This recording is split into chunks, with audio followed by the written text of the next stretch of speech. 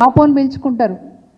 నువ్వు నాన్న అని పిలుస్తావో ఏం పిలుస్తావో తెలియదు, కానీ కేసీఆర్ గారిని తెలంగాణ రాష్ట్ర ప్రజలు బాపోని పిలుచుకుంటారు. అంత గొప్పగా ఆ బంధం అనేది కేసీఆర్ గారితో ముడిపడి ఉంది, బీఆర్ఎస్ పార్టీతో ముడిపడి ఉంది. బీఆర్ఎస్ పార్టీ నీకు నచ్చలేదేమో కానీ కేసీఆరే బీఆర్ఎస్, బీఆర్ఎస్ఏ కేసీఆర్. అలాంటి పార్టీని ఈరోజు ఉంటే ఎంత పోతే ఎంత అని మాట్లాడినారు. కోట్లాది మంది ప్రజలు మళ్ళా బీఆర్ఎస్ఏ అధికారంలోకి రావాలని కోరుకుంటున్నారు.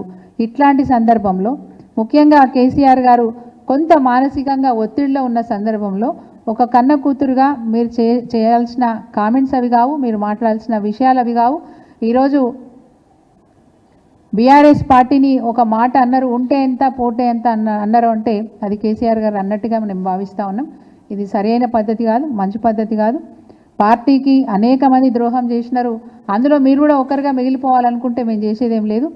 మీ భుజం మీద తుపాకీ పెట్టి ఎవరు కాలుస్తున్నారో మాకు తెలియదు, కానీ ఈరోజు మీరు నిన్న ఏదైతే ప్రెస్ మీట్లో మాట్లాడినారో అవి ఏవి కూడా ప్రజలు ఆమోదించే విధంగా లేదు, పార్టీ ఆమోదించే విధంగా లేదు. అందుకే ఈరోజు కేసీఆర్ గారు నిర్ణయం తీసుకున్న విషయాన్ని మేమందరం కూడా స్వాగతిస్తా ఉన్నాం. ఈరోజు తెలంగాణ రాష్ట్ర ప్రజలు కూడా, మీడియా కూడా గమనించాలి. వారు ఎప్పుడు ప్రెస్ మీట్ పెట్టినా మరి లైక్స్ వస్తూ ఉంటాయి. నిన్నటి నుంచి అన్ఫేవర్గా వస్తున్నాయి. నిన్నటి నుంచి వేల సంఖ్యలో అన్ఫేవర్గా వస్తూ ఉన్నాయి. తను ఏం మాట్లాడిందో వాటన్నిటికీ అన్ఫేవర్గా పెడతా ఉన్నారు. అంటే ఎంతమంది మిమ్మల్ని డిస్లైక్ చేస్తున్నారో మీరే ఆలోచించుకోండి. కాబట్టి ఈరోజు పార్టీ చాలా సీరియస్గా ఇట్లాంటి నిర్ణయం తీసుకోవాల్సి వచ్చింది. తన పర భేదం లేదు కేసీఆర్ గారికి, పార్టీకి తన పర భేదం లేదు.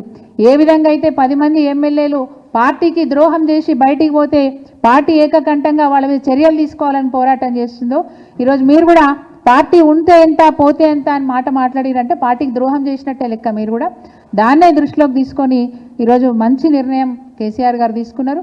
మా అధినేత, మా పార్టీ అధినేత కేసీఆర్ గారు తీసుకున్న నిర్ణయాన్ని మేమందరం కూడా హర్షిస్తూ ఉన్నాం, స్వాగతిస్తూ ఉన్నాం.